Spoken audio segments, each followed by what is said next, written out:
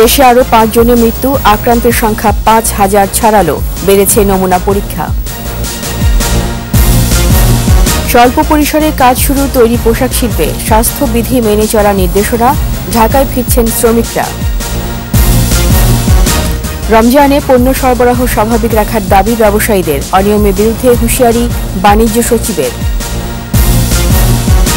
Corona নিয়ে লুকোচুরি কিছু নেই বললেন ওবায়দুল কাদের, সীমিত পরিসরে 18 মন্ত্রণালয়ের জরুরি সেবা কার্যক্রম শুরু।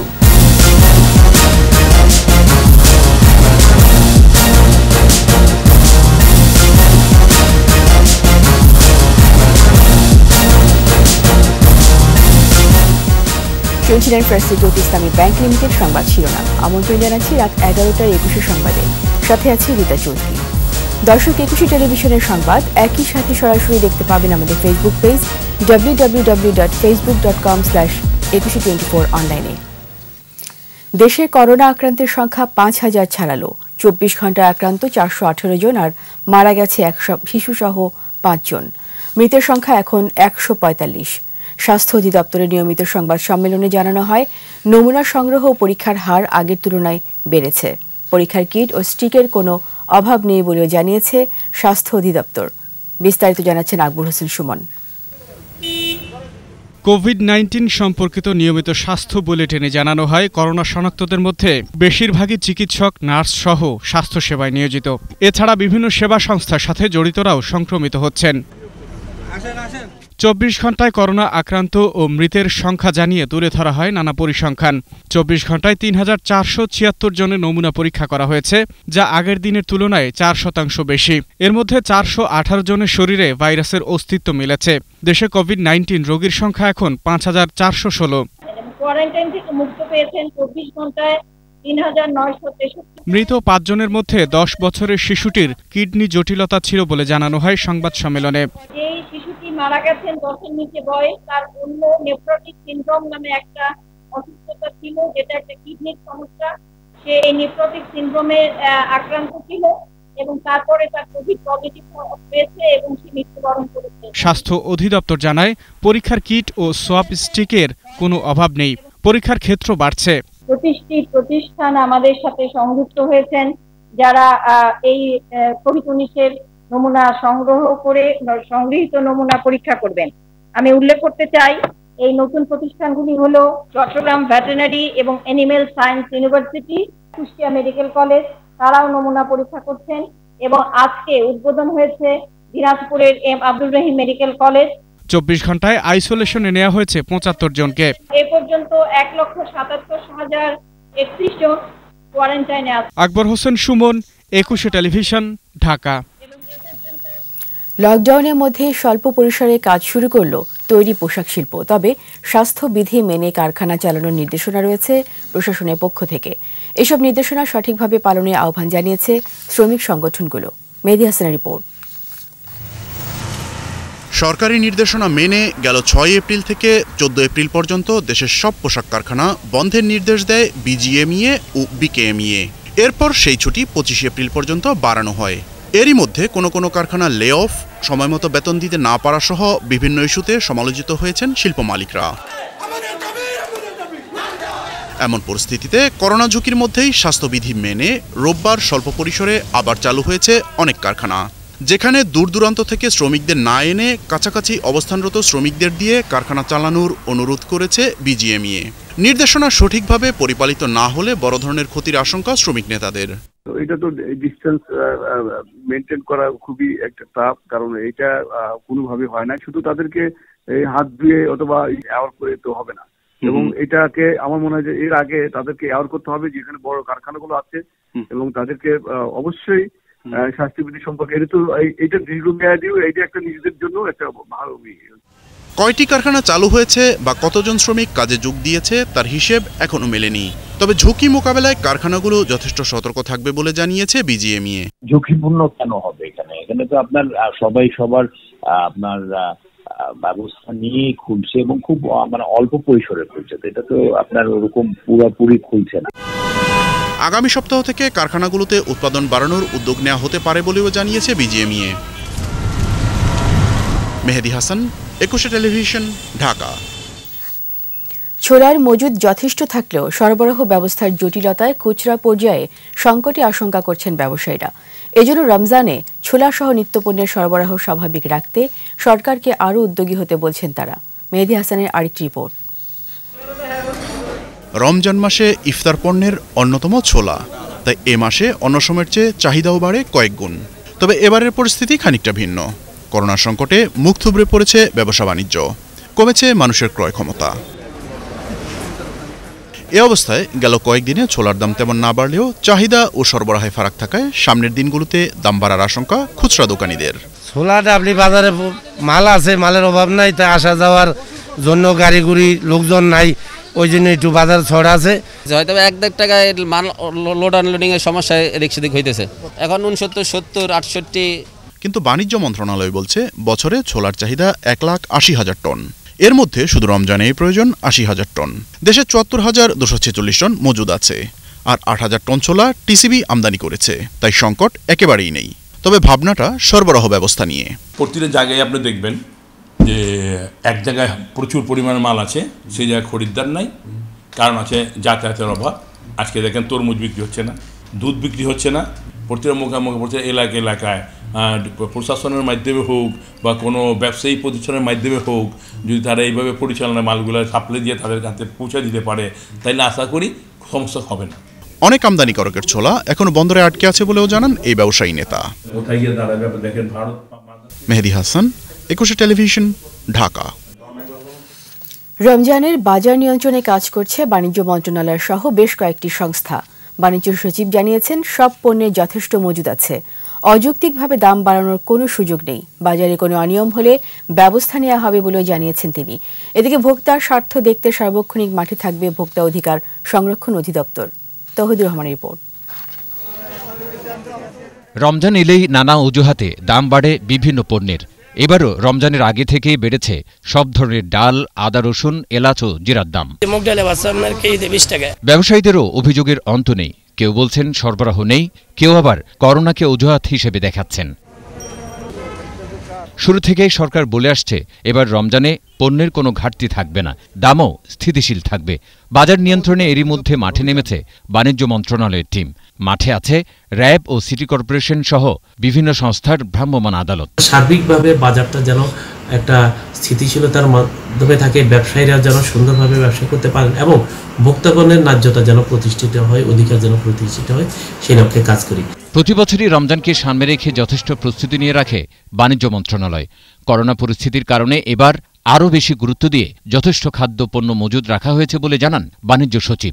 মাননীয় প্রধানমন্ত্রীর সদয় নির্দেশে এবং মাননীয় বাণিজ্য মন্ত্রীর দিক নির্দেশনায় বেশ কয়েক মাস আগেই আমরা পবিত্র রমজান মাস উপলক্ষে টিসিবির মাধ্যমে ব্যাপক প্রস্তুতি নিয়েছি। এসব পণ্য ভোক্তাদের কাছে পৌঁছাতে যে কোনো ধরনের অনিয়ম ঠেকাতেও প্রস্তুত বাণিজ্য মন্ত্রণালয়। দ্রব্যমূল্য স্বাভাবিক পর্যায়ে রাখার জন্য বাণিজ্য মন্ত্রণালয় ভোক্তা অধিকার সংরক্ষণ অধিদপ্তরের মাধ্যমে ঢাকা সহ সারা দেশে মনিটরিং কার্যক্রম চালাচ্ছে। বেসরকারি পর্যায়েও মজুদ পর্যাপ্ত রয়েছে। প্রয়োজনীয় পণ্য আরও বাড়ানো হবে বলে জানান তিনি। তৌহিদুর রহমান, 21 টেলিভিশন, ঢাকা। দেশে প্রতিদিনই বাড়ছে করোনা আক্রান্ত রোগীর সংখ্যা। ফেনী, রাজশাহী, নোয়াখালী ও সিলেট, লক্ষ্মীপুর, ভোলায় করোনার উপসর্গ নিয়ে শিশুসহ 7 জনের মৃত্যু হয়েছে। কোয়ারেন্টাইন না মানায় রোগের বিস্তার দ্রুত ঘটছে বলে জানান চিকিৎসকরা। চিকিৎসা পরামর্শ ও সামাজিক দূরত্ব বজায় রাখার নির্দেশ প্রশাসনের। প্রতিনিধিদের সহায়তায় আফসানা নীলার রিপোর্ট। রাজশাহীতে করোনা উপসর্গ নিয়ে এক বৃদ্ধের মৃত্যু হয়েছে। হাসপাতালে আইসোলেশনে থাকা অবস্থায় গত 20 এপ্রিল 80 বছরের বৃদ্ধের নমুনায় করোনা ভাইরাসের উপস্থিতি পাওয়া যায়। হাসপাতালের 21 চিকিৎসক ও 12 নার্স সহ 42 জনকে কোয়ারেন্টাইনে পাঠানো হয়েছে। নোয়াখালীর সেনবাগে জ্বর, কাশি ও শ্বাসকষ্ট নিয়ে এক শ্রমিকের মৃত্যু হয়েছে। পরে নমুনা সংগ্রহ শেষে বিশেষ ব্যবস্থায় মরদেহের দাফন করে স্থানীয় প্রশাসন। ফেনীর দাগনভূঞায় করোনা উপসর্গ নিয়ে একজনের মৃত্যু হয়। সিলেটের শহীদ শামসুদ্দিন হাসপাতালের আইসোলেশনে থাকা চিকিৎসাধীন হবিগঞ্জের করোনা আক্রান্ত এক শিশু মারা গেছে। 5 বছরের শিশুটি দীর্ঘদিন ধরে লিভারের সমস্যায় ভুগছিল বলে জানিয়েছেন চিকিৎসকরা। 24 ঘণ্টায় জেলায় আক্রান্ত হয়েছে 22 জন। হবিগঞ্জে ডাক্তার, হাসপাতালের কর্মকর্তা কর্মচারী ও প্রশাসনের কর্মকর্তা কর্মচারী সহ আরও ২৫ জন করোনা আক্রান্ত হয়েছেন। রংপুরে নতুন করে করোনা আক্রান্ত হয়েছে ২ জন, ২ চিকিৎসক কোয়ারেন্টাইনে। যশোরের শার্শা উপজেলা স্বাস্থ্য কমপ্লেক্সে নারী চিকিৎসক করোনায় আক্রান্তের পর তার ছেলেসহ আরও ৪ জনের করোনা শনাক্ত হয়। পঞ্চগড়ে নতুন করে এক রোগী শনাক্ত হওয়ায় ১০টি বাড়ি লকডাউন করা হয়েছে। বগুড়া শহীদ জিয়াউর রহমান মেডিকেল কলেজে জয়পুরহাটের গাজীপুর ফেরত এক গার্মেন্টস কর্মী তরুণীর করোনা শনাক্ত হয়েছে। জয়পুরহাটের আকেলপুরে কোভিড পজিটিভ হয়েছে ওষুধ কোম্পানির এক প্রতিনিধির। এদিকে মৌলভীবাজার, মাগুরা ও পিরোজপুরে নতুন করে ৪ জন করোনায় আক্রান্ত হয়েছেন। জামালপুরে চিকিৎসক, নার্স, পুলিশ সহ করোনা পজিটিভ হয়েছে ৮ জনের। ঝিনাইদহে নতুন করে সংক্রমিত হয়েছেন ৭ জন। আফসানা নীলা, ২১ টেলিভিশন। করোনা বৈশ্বিক দুর্যোগ উল্লেখ করে তথ্য লুকোচুরি কোনো বিষয় নেই বলে মন্তব্য করেছেন আওয়ামী লীগের সাধারণ সম্পাদক ওবায়দুল কাদের। করোনায় তথ্য গোপনে অভিযোগ করে বিএনপি মহাসচিব মির্জা ফখরুলের মন্তব্যের সমালোচনায় এসব কথা বলেন তিনি। আমরা লক্ষ্য করছি করোনা নিয়ে পুরনো নালিশের রাজনীতি শুরু করেছে বিএনপি।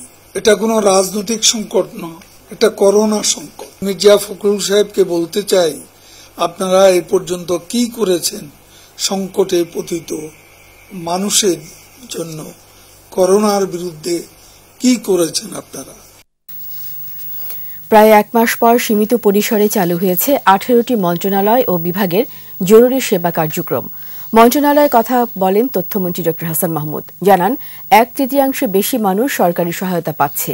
আর স্থানীয় সরকার মন্ত্রী তাজুল ইসলাম জানান করোনা সংক্রমণের সময় ডেঙ্গুর প্রকোপ নিয়ন্ত্রণে রাখার ব্যবস্থা নেওয়া হচ্ছে। তৌহিদুর রহমানের রিপোর্ট। করোনা পরিস্থিতির কারণে সাধারণ ছুটি শুরু হয় ২৬শে মার্চ থেকে। এরপর দফায় দফায় ছুটি বাড়ে। অন্য দফতরগুলোর সঙ্গে সচিবালয়ও ছিল কার্যত বন্ধ। গেল বৃহস্পতিবার জরুরি প্রয়োজনে ১৮টি মন্ত্রণালয় এবং অধীনস্থ জেলা উপজেলা পর্যায়ের দপ্তরগুলো সীমিত আকারে চালু রাখার প্রজ্ঞাপন জারি করে সরকার।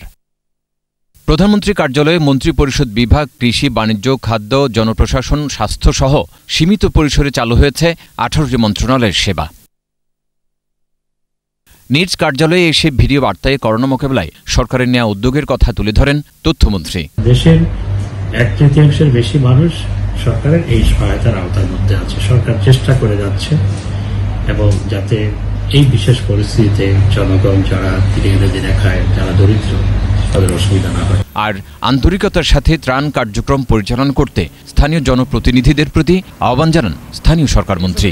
ডেঙ্গু মোকাবেলায় সচেতন হওয়ার তাগিদ দেন তিনি। টপ গার্ডেন এই জায়গাগুলোতে যে সমস্ত জমা পানি ৩ দিনের বেশি থাকবে, সেখান থেকে রিস্ক মশা গ্রো করার সুযোগটা অনেক বেশি। করোনার সংকটে কোনো মানুষ অনাহারে থাকবে না বলেও জানান মন্ত্রী। তৌহিদুর রহমান, ২১ টেলিভিশন, ঢাকা। করোনা সংক্রমণ নিয়ন্ত্রণে রাজধানীর বাজারগুলোতে নজরদারি বাড়িয়েছেন সশস্ত্র বাহিনীর সদস্যরা। এছাড়া অব্যাহত রয়েছে সচেতনতা বৃদ্ধি সহ নিয়মিত কার্যক্রম। এদিকে প্রতিদিনের মতোই অকারণে বের হওয়া মানুষদের ঘরে ফেরাতে হিমশিম খাচ্ছে আইন শৃঙ্খলা রক্ষাকারী বাহিনী। দীপু শিকদারের রিপোর্ট। রাজধানীর মিরপুর ২ নম্বর কাঁচা বাজারের প্রতিদিনের মতোই চলছে কেনাবেচা। পার্থক্য এসেছে দূরত্বে। বাজার চলছে সামাজিক দূরত্ব বজায় রেখে। আমরা সবাই সামাজিক দূরত্ব বজায় রেখে আমরা চলতে পারি। এই যেমন আমি দাঁড়াইছি বা অন্যরা অনেকেই দাঁড়াইছে, এই শৃঙ্খলাবোধটা আমাদের মধ্যে থাকা উচিত। সামাজিক দূরত্ব বজায় রেখে সবাই কেনাকাটা করে। সেনাবাহিনীর সদস্যরা বাজারটিতে চালু করেছে একমুখী চলাচল ব্যবস্থা। এ কারণেই সঠিক দূরত্ব বজায় রেখে বাজার করতে পারছেন মানুষ। রিপিটেডলি বলতে হচ্ছে, বাট একটা সময় নিজেরাই বুঝতে পারছে যে আমাদের ভালোর জন্যই এটা করা হচ্ছে। সো মানুষ সাড়া দিচ্ছে। মিরপুর ১৩ নম্বরে কিছু চালক ও যাত্রীকে সড়কের পাশে দাঁড় করিয়ে রেখেছে পুলিশ। অভিযোগ, নিষেধ অমান্য করে বাইরে বের হওয়া। বাসা খাবার নাই, 2 মাসের রুম ভাড়া বাইরে গেছি, তাহলে আমরা কি করব? 4-5 জন মানুষ ফ্যামিলি স্যার, কিভাবে চলবো? গাবতলী শেষ সীমান্তে পুলিশের চেকপোস্ট, চেষ্টা মানুষদের ঘরমুখী করা। মানুষ তো নানা রকম এক্সকিউজ বের করে বাসা থেকে বের হচ্ছেই, তো এদেরকে আমাদের বিভিন্ন জায়গায় আলাদা আলাদা করে চেকপোস্ট করতে হচ্ছে। দেখা যাচ্ছে চেকপোস্টটা পার হয়ে সামনে গিয়ে আবার কিছু দূর গিয়ে তারপর তারা আলাদা আলাদা একা একা মিলিত হচ্ছে। আইন শৃঙ্খলা রক্ষাকারী বাহিনীর চোখ ফাঁকি দিয়ে ঘোরাঘুরির প্রবণতা আছে অনেকের। এমন ঘোরাঘুরির সময় অনেকেই হাতে নাতে ধরা পড়েন। দীপু শিকদার, একুশে টেলিভিশন, ঢাকা। নিচ্ছি বিরতি। যখন ঘরে থাকুন, সুস্থ থাকুন, নিরাপদে থাকুন। যখন ফিরছি তখন অন্যান্য খবরের সঙ্গে আরও থাকবে। সংকটে দেশে পোল্ট্রি শিল্প, কমেছে মুরগির খাদ্য সরবরাহ, সুদ মওকুফের দাবি।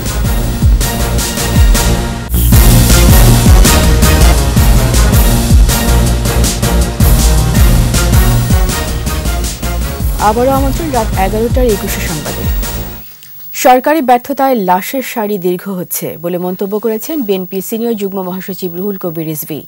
নারায়ণগঞ্জের 2,500 দুস্থদের মাঝে ত্রাণ বিতরণের সময় এসব কথা বলেন তিনি। জীবনের ঝুঁকি, ডাক্তারদের জীবনের ঝুঁকি, কারণ যারা চিকিৎসা করবে তারা যদি নিজেরা না বাঁচে, তারা যদি করোনা আক্রান্ত হয়, তাদের জীবন যদি চলে যায়, তাহলে কে সেবা করবে? করোনা পরিস্থিতিতে কর্মহীন মানুষের সহায়তায় সরকারি ত্রাণের পাশাপাশি এগিয়ে এসেছে বিভিন্ন সামাজিক সংগঠন। আবার ব্যক্তি উদ্যোগেও মানবিকতার পরিচয় দিচ্ছে অনেকেই। প্রতিনিধিদের সহায়তায় প্রণব চক্রবর্তী রিপোর্ট। করোনার ভয়াবহতাকে করতে হবে জয়, তাই তো যার যা সামর্থ্য আছে ঘরবন্দি মানুষের সহায়তায় তা নিয়েই এগিয়ে আসছেন সকলে। তেমনি একজন শেরপুরের 5ম শ্রেণীর ছাত্রী দীপিকা ঘোষ, যার সঞ্চিত 1800 টাকা মানবিক সহায়তায় তুলে দিয়েছে শেরপুর জেলা প্রশাসনকে। আমি টিফিনের টাকা জমাইছিলাম পয়লা বৈশাখে জামা কেনার জন্য, প্রধানমন্ত্রীকে দিয়েছি, সে গরিবদেরকে দিতে পারে। শেরপুর জেলা প্রশাসনের ত্রাণ তহবিলে 2 লক্ষ টাকা দিয়েছেন উপজেলা আওয়ামী লীগের মহিলা বিষয়ক সম্পাদিকা উম্মে কুলসুম রেনু। আর 1 মাসের বেতন দিয়ে সহায়তার হাত বাড়িয়েছেন জেলা পরিষদের চেয়ারম্যান হুমায়ুন কবির রুমান। আমি এই এফডিআর এর টাকাটা একান্তিকাল করোনা ভাইরাসের জন্য প্রধানমন্ত্রীর তহবিলকে আমি দান করি। করোনা ভাইরাস পরিস্থিতি মোকাবেলায় মানবিক সহায়তা কর্মসূচির আওতায় চাঁপাইনবাবগঞ্জে কর্মহীন 1000 পরিবারের মাঝে ত্রাণ বিতরণ করা হয়। 1000 মানুষের মাঝে খাদ্য সামগ্রী বিতরণ করেছেন পাবনা সদর 5 আসনের সংসদ সদস্য। নড়াইলের সিঙ্গা শোলপুর এলাকায় 1500 অসহায় পরিবারকে খাদ্য সামগ্রী দিয়েছেন জেলা স্বেচ্ছাসেবক লীগের সহসভাপতি কাজী মুশফিকুর রহমান। বাগেরহাট 2 আসনের সংসদ সদস্যের পক্ষ থেকে করোনা পরিস্থিতিতে প্রায় 2000 গর্ভবতী মায়ের বাড়িতে পৌঁছে দেয়া হচ্ছে স্বাস্থ্য সুরক্ষায় 1 মাসের পুষ্টিকর খাবার। মোবাইলে SMS অথবা অনলাইনে তথ্য জানালে বাড়িতে গিয়ে খাবার পৌঁছে দিচ্ছেন সাতক্ষীরার একদল তরুণ। কুমিল্লার দেবিদারে 20,000 পরিবারকে খাবার সামগ্রী দেয়া হয়েছে।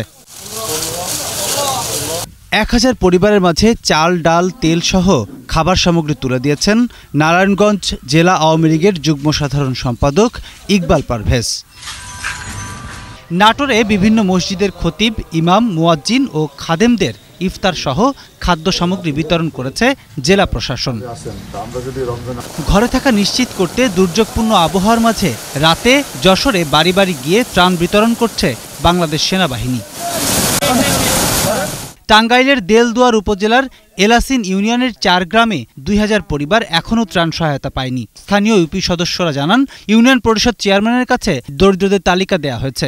ইউনিয়ন পরিষদের চেয়ারম্যান জানিয়েছেন, তালিকা তৈরি করে ভুক্তভোগীদের ত্রাণ দেয়া হবে। 8 মাসের বাচ্চা, দুধ নাই, সুজি ছাড়া, দুধ ছাড়া আজকে সুজি রেন্দা খাওয়াইছি। এত লিখিত নিল, লিখিতর কোনো মাল সামানা কিছু পাইতেছি না আমরা। প্রণব চক্রবর্তী, একুশে টেলিভিশন। এদিকে কিশোরগঞ্জের কুলিয়ারচরে খাদ্য বান্ধব কর্মসূচির চাল কালোবাজারে বিক্রির অভিযোগে মিল মালিক হাজী রহিমকে গ্রেপ্তার করেছে র্যাব। পরে জিজ্ঞাসাবাদে মিলের ভেতর থেকে 6 বস্তা এবং একটি মুরগির খামার থেকে 15 বস্তা চাল উদ্ধার করে র্যাব 14। এ ঘটনায় র্যাব বাদী হয়ে কুলিয়ারচর থানায় মামলা করে, আর জড়িতদের দৃষ্টান্তমূলক বিচারের দাবি জানিয়েছে এলাকাবাসী। এদিকে 4 মাসে বকেয়া বেতন ভাতার দাবিতে আন্দোলনে নেমেছেন গাইবান্ধার কৃষিভিত্তিক ভারী শিল্প কারখানা রংপুর চিনি কলেজ শ্রমিক কর্মচারীরা। চলমান লকডাউন উপেক্ষা করে মানববন্ধন ও অবস্থান কর্মসূচি পালন করেন তারা। সংকটে দেশে পোল্ট্রি শিল্প, উৎপাদন হলেও ন্যায্য দাম না পাওয়ায় বন্ধ হয়ে যাচ্ছে একের পর এক খামার। সাধারণ ছুটিতে পরিবহন সংকটে সরবরাহ নেই মুরগির খাদ্যেরও। এ অবস্থায় পোল্ট্রি ফিড সরবরাহ ব্যবস্থা চালু রাখার পাশাপাশি সুদ মওকুফের দাবি জানিয়েছেন খাদ্য সংশ্লিষ্টরা। আর শিল্প বাঁচাতে ব্যবসায়ীদের স্বার্থ রক্ষার আশ্বাস দিয়েছেন মৎস্য ও প্রাণী সম্পদ মন্ত্রী। আদিত্য মামুনের রিপোর্ট, জানাচ্ছেন মফিউর রহমান। করোনার ধাক্কায় বন্ধ উৎপাদনের চাকা, সবকিছুই বন্ধ। সাধারণ ছুটিতে জরুরি খাদ্য তালিকায় নেই গবাদি পশু কিংবা পোল্ট্রি ফিড। তাই সংকটে পোল্ট্রি শিল্প। ব্রয়লার ও লেয়ার মুরগির ছোট বাচ্চা ও পোল্ট্রি ফিডের সংকটে দিশেহারা খামারিরা। ৪৪ টাকা কেজি দরে ফিড বিক্রি হওয়ার কথা থাকলেও পরিবহন সংকটে পাওয়া যাচ্ছে না মুরগির খাবার। ৮ দিন বয়সী ২০০০ মুরগির বাচ্চার ৯০ কেজি খাবার দরকার। নবম দিনে ১০০ কেজি, ২০ দিনে লাগে ১৪০ কেজি। ৩০ দিনে বাচ্চাগুলো বিক্রির উপযুক্ত হয়। ফিডের সংকটে মুখ থুবড়ে পড়েছে ব্যবসা, উঠছে না উৎপাদন খরচ। ফিডের চাহিদা থাকলেও নেই সরবরাহ। মুরগির ফিডই হোক বা গরুর ফিডই হোক, এই ফিডগুলো যাতে তাদের কাছে যেতে পারে এটা ব্যবস্থা করতে হবে। সরকারি ছুটির সময়টাতে পোল্ট্রি ফিড সরবরাহকে জরুরি সেবায় তালিকাভুক্ত না করায় সৃষ্টি হয়েছে এই সংকট। পরিস্থিতি ঠিক হবে তখন, যখন ডিমান্ড আসবে, পরিস্থিতি ইকোনমি একটু চালু হবে, তখন কিন্তু উৎপাদন করা সম্ভব হবে না, মাল সাপ্লাই করা সম্ভব হবে না। এই ব্যাপারে নজর দেওয়া উচিত। তবে করোনাকালীন এই সময়ে পোল্ট্রি ব্যবসায়ীদের স্বার্থ রক্ষায় আশ্বাস দিয়েছেন মৎস্য ও প্রাণী সম্পদ মন্ত্রী। দেশের সর্বত্র দুধ, ডিম, মাছ, মাংস সংগ্রহ, পরিবহন এবং বিপণনের ক্ষেত্রে কিন্তু কোনো বাধা নেই। আমরা বিভিন্ন পর্যায়ে প্রশাসনিক নির্দেশনা দিয়েছি। ফিড সরবরাহে কোনো সংকট থাকবে না বলেও জানান মন্ত্রী। মফিউর রহমান, একুশে টেলিভিশন, ঢাকা। এবার আমাদের সাপ্তাহিক আয়োজন সোশ্যাল ইসলামী ব্যাংক লিমিটেডের সৌজন্যে স্বাস্থ্যসেবা।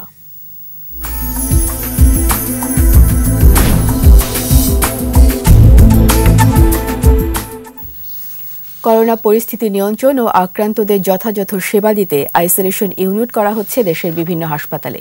বাড়ানো হচ্ছে ভেন্টিলেশন ও আইসিইউ সুবিধা। তবে আক্রান্তের হার বাড়তে থাকায় এই সুবিধা পর্যাপ্ত নয় বলছেন চিকিৎসকরা। প্রতিনিধিদের সহায়তায় আফসানা নীলার আরেকটি রিপোর্ট। রংপুর সহ উত্তরাঞ্চলে কোভিড-১৯ আক্রান্তদের জন্য আইসোলেশন সুবিধা দেয়া হচ্ছে নবনির্মিত শিশু হাসপাতালে। শিশু হাসপাতাল হিসেবে চালুর আগেই এই হাসপাতালে কেবল করোনা রোগীদের চিকিৎসা দেওয়া হচ্ছে। সর্বাধুনিক আইসিইউ, সিসিইউ, ভেন্টিলেশন সহ সকল যন্ত্রপাতি স্থাপন করা হয়েছে হাসপাতালটিতে। নিয়োগ দেওয়া হয়েছে প্রয়োজনীয় চিকিৎসক, নার্স সহ কর্মচারী। সব দিক দিয়ে প্রস্তুত। আমাদের হসপিটালে যে সমস্ত সুযোগ সুবিধা আছে, জনবল থেকে শুরু করে যন্ত্রপাতি, সব দিক দিয়ে মিলে আমরা এই মুহূর্তে প্রস্তুত আছি।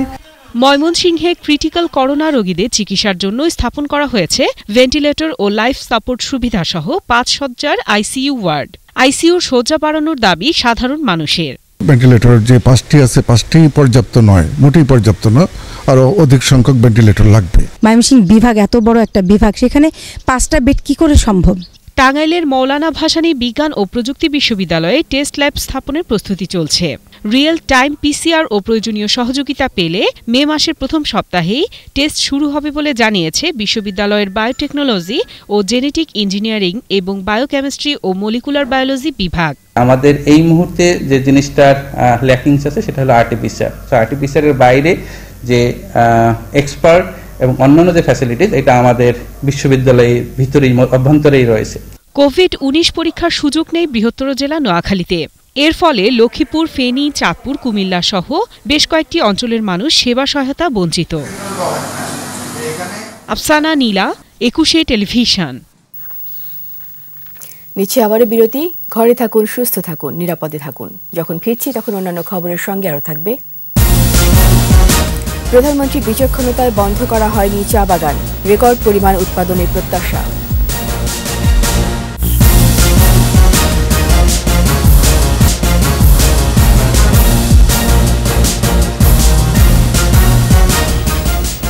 আমন্ত্রণ আবারও রাত ১১টার একুশে সংবাদে। করোনা মোকাবেলায় দ্বিতীয় দফায় ভারতের পক্ষ থেকে বাংলাদেশের জন্য চিকিৎসা সামগ্রী হস্তান্তর করেছে ঢাকাস্থ ভারতীয় হাইকমিশনার। সার্কভুক্ত দেশগুলোর নেতাদের বৈঠকে বাংলাদেশকে ভারতের দেয়া প্রতিশ্রুতির অংশ হিসেবে আধার ঘুচুক, পরশ থাকুক, হৃদয় ভরা স্লোগানে এসব চিকিৎসা সামগ্রী হস্তান্তর করেন হাইকমিশন।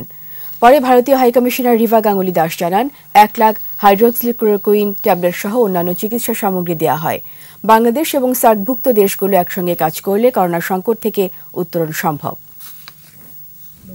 হাইড্রক্সিল ক্লোরোকুইন ওষুধ, আর এর আগে আমরা হেড কাভার্স আর মাস্ক যেগুলো অলসো যেগুলো মেডিকেল প্রফেশনালসদের জন্য সেটা গিফট করেছিলাম। এক মাস বন্ধ থাকার পর আজ থেকে খুলনা অঞ্চলের রাষ্ট্রায়ত্ত পাটকলগুলো আবার চালু হয়েছে। ভোর ৬টা থেকে উৎপাদন শুরু হয়। শারীরিক দূরত্ব বজায় রেখে এবং স্বাস্থ্যবিধি মেনে মিল চালানো হচ্ছে বলে জানান কর্মকর্তারা। সরকারি খাদ্য বিভাগের বস্তা সরবরাহের জন্য খুলনা অঞ্চলের ৮টি পাটকল আংশিকভাবে চালু করা হয়। উৎপাদন শুরু হওয়া পাটকলগুলো হচ্ছে Crescent Jute Mill, Platinum Jubilee, Star Jute Mill সহ খালিশপুর ও দৌলতপুরের মিলগুলো।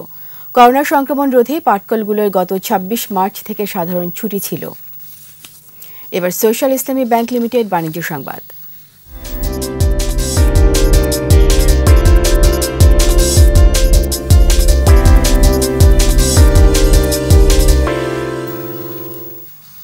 প্রধানমন্ত্রী শেখ হাসিনার বিচক্ষণতায় বন্ধ করা হয়নি দেশের চা বাগানগুলো। এর ফলে কোটি কোটি টাকা লোকসানের হাত থেকে রক্ষা পেয়েছে চা শিল্প।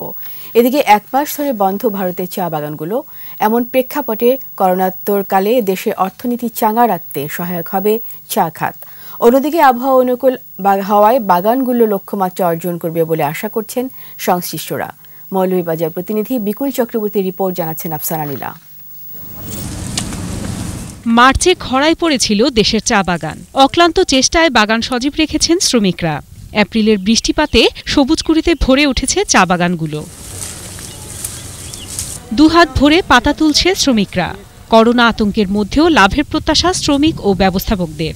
আমরা খুব সচেতন হয়ে কাজ করি, আর এই পাতা যদি আমরা না ভাঙি তো পাতা নষ্ট হয়ে যাবে। সাহেবে বলেছে যে আমরা সবসময় পায় পরিষ্কার পরিচ্ছন্ন থাকবো, এবং উনি আমাদেরকে অনেক ধরনের শিক্ষা দিয়েছেন। সচেতনতার পাশাপাশি কাজও চালিয়ে নিচ্ছি। নির্দিষ্ট দূরত্ব বজায় রেখে স্বাস্থ্যবিধি যথাযথভাবে পালন করে আমরা চা বাগানের কার্যক্রমগুলো চালিয়ে যাচ্ছি। ভারতে চা রপ্তানিতে বাংলাদেশের অন্যতম প্রতিদ্বন্দ্বী ভারত। দেশটির বাগান বন্ধ থাকায় পাতা ফেলে দিতে হচ্ছে এখন। আমাদের শ্রমিকরা কাজ করার জন্য তারা এই সম্পদ রক্ষা করতে পেরেছে।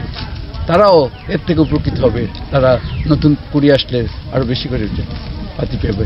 সম্প্রতি ভারতে চা বাগান বন্ধের পর বাংলাদেশে বাগান বন্ধ করার দাবি করে শ্রমিকদের একাংশ। অবস্থা পর্যবেক্ষণের পর সরকারের স্বাস্থ্যবিধি মেনে বাগান চালু রাখার সিদ্ধান্ত নেওয়া হয়। এর ফলে বড় ক্ষতি থেকে রক্ষা পেল শিল্পটি। চা পাতা যখন তুলে তখন সবাই বিক্ষিপ্তভাবে আলাদা আলাদা দূরে দূরেই করে, যেখানে আমার মনে হয় কোনো অসুবিধা নেই। আর এটা তো প্রকৃতির সাথে থাকে, সেখানে আমার মনে হয় এরকম সংক্রমিত হওয়ার সুযোগও বেশি একটা থাকে না, কাজে এটা চালু রাখা যেতে পারে। চা বিজ্ঞানীরা বলছেন অনুকূল আবহাওয়া অব্যাহত থাকলে এবছরও রেকর্ড পরিমাণ চা উৎপাদন হবে। করোনা পরবর্তীকালে দেশের অর্থনীতিতে বড় ভূমিকা রাখবে চা শিল্প। আফসানা নীলা, 21 টেলিভিশন। সময় হলো আরেকটি বিরতির। আপনি ঘরে থাকুন, সুস্থ থাকুন, নিরাপদে থাকুন। যখন ফিরছি তখন অন্যান্য খবরের সঙ্গে আরও থাকবে। এবার করোনা আক্রান্তদের জন্য একাধিক স্মারক নিলামে তুলছেন মাশরাফি।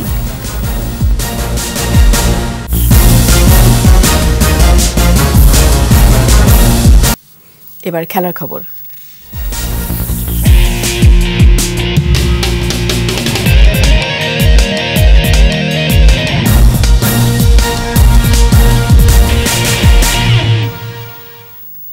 সাকিব আল হাসানের পর এবার করোনা আক্রান্তদের জন্য নিজের একাধিক স্মারক নিলামে তোলার সিদ্ধান্ত নিয়েছেন মাশরাফি বিন মুর্তুজা।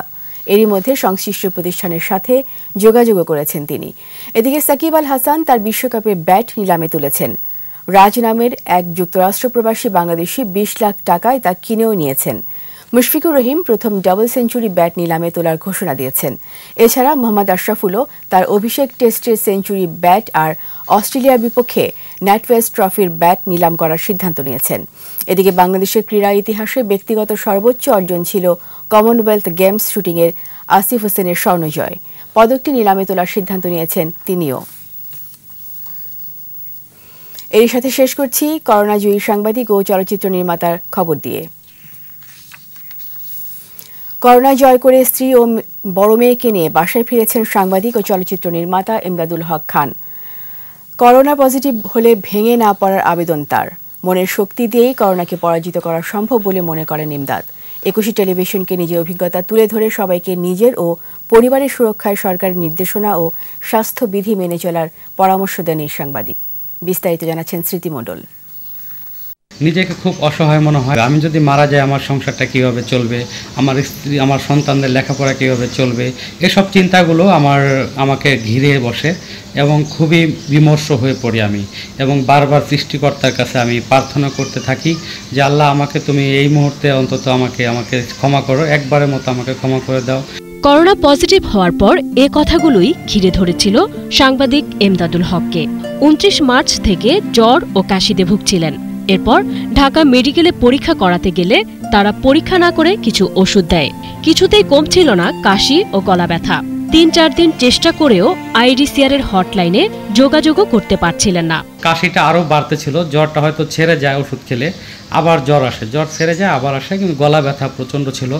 গলার মধ্যে কেউ মনে হচ্ছিল যে কেউ আমার গলাটা চেপে ধরে রেখেছে, এরকম অবস্থা। এবং আমার বুকটা ব্যথায় আর কি খুবই একদম মনে হচ্ছে বুকটা পচে গেছে, খুব ব্যথায় কাতর ছিলাম। 10 এপ্রিল করোনা পজিটিভ আসে। ওই দিন রাতেই ডিরেক্টর গিল্ডের সহযোগিতায় ভর্তি হন উত্তরার রিজেন্ট হাসপাতালে। পরে স্ত্রী ও বড় মেয়েরও করোনা পজিটিভ আসায় এমদাদের আকাশে একরাশ কালো মেঘ। 14 এপ্রিল আমার স্ত্রী এবং আমার বড় মেয়ের পজিটিভ আসে, আমার ছোট মেয়ের নেগেটিভ আসে। তখন আমার আরেকটা চিন্তাই করে, তাদেরকে হারানোর একটা ভয় কাজ করতে থাকে। এবং আমার ছোটো মেয়েকে আমি আমার শ্যালকের মাধ্যমে আমার বাসায় পাঠিয়ে দিই তাকে হোম কোয়ারেন্টাইনে রাখার জন্য। আর আমার স্ত্রী সন্তান আমার সাথেই চিকিৎসাধীন থাকে উত্তরা রিজেন্ট হসপিটালে। এমদাদ জানালেন, মুহূর্তের অসতর্কতাই জীবনের সবচেয়ে কঠিন সময়ের মুখোমুখি হতে হয়েছে তাকে। করোনা নিয়ে রিপোর্ট করতে বস্তিতে যাই এবং গার্মেন্টস শ্রমিকদের সঙ্গে কথা বলি, তাদের সংস্পর্শ যাই এবং একটি 28 তারিখ এবং একটি সংবাদপত্র অফিসে যাই মগবাজারের। সেখানে যে আমার কিছু সহকর্মী সাংবাদিক তাদের সঙ্গে দেখা করি এবং তাদের মধ্যে কয়েকজন এসে আমার সাথে হ্যান্ডশেক করেন। এরপরে আমি জানতে পারি যে তাদের মধ্যে 2 জন করোনা ভাইরাসে আক্রান্ত। সেখান থেকেও আমি আক্রান্ত হতে পারি বলে আমার সন্দেহ আর কি। হাসপাতাল থেকে সপরিবারে সুস্থ হয়ে ফিরে এসেছেন এমদাদ। যুদ্ধ জয়ের দিনগুলো আগামী দিনে কঠিনকে জয় করার পাথেয় হয়ে থাকবে। বাবাকে ফিরে পেয়ে খুশি ছোট মেয়ে এশা। কেউ যদি আকাশের চাঁদকে নিজের হাতের মুঠোয় পায় তাহলে যত খুশি হবে আমি তার থেকে আরো বেশি খুশি। করোনা আক্রান্ত রোগীদের সাহস ও মনোবল ধরে রাখার পরামর্শ এমদাদের। আপনার মনে রাখতে হবে আপনাকে বেঁচে ফিরতে হবে, আপনার জন্য, আপনার পরিবারের জন্য, তাহলে আপনি করোনাকে জয় করতে পারবেন। চিকিৎসকদের প্রতিও কৃতজ্ঞতা জানাতে ভোলেননি করোনাজয়ী এই সাংবাদিক। হাসপাতাল কর্তৃপক্ষ আমাকে যথেষ্ট সহযোগিতা করেছেন। স্মৃতি মণ্ডল, একুশে টেলিভিশন, ঢাকা। শেষ করছি রাত 11টার 21 সংবাদ। যাবার আগে ফার্স্ট সিকিউরিটি ইসলামী ব্যাংক লিমিটেড সংবাদ শিরোনামগুলো আরও একবার। দেশে আরও 5 জনের মৃত্যু, আক্রান্তের সংখ্যা 5000 ছাড়ালো, বেড়েছে নমুনা পরীক্ষা। স্বল্প পরিসরে কাজ শুরু, তৈরি পোশাক শিল্পে স্বাস্থ্যবিধি মেনে চলার নির্দেশনা, ঢাকায় ফিরছেন শ্রমিকরা। রমজানে পণ্য সরবরাহ স্বাভাবিক রাখার দাবি ব্যবসায়ীদের, অনিয়মের বিরুদ্ধে হুঁশিয়ারি বাণিজ্য সচিবের। করোনা নিয়ে লুকোচুরি কিছু নেই বললেন ওবায়দুল কাদের, সীমিত পরিসরে 18 মন্ত্রণালয়ের জরুরি সেবা কার্যক্রম শুরু। সবশেষ খবর জানতে ডায়াল করুন 202 নম্বরে, আর ভিজিট করুন ekushe-tv.com এই ওয়েবসাইটে। এছাড়া ফেসবুকে লগ ইন করতে পারেন facebook.com/ekushe24 অনলাইনে। পরের সংবাদ রাত 1টায় দেখার আমন্ত্রণ রইল। ঘরে থাকুন, সুস্থ থাকুন, নিরাপদে থাকুন। ধন্যবাদ।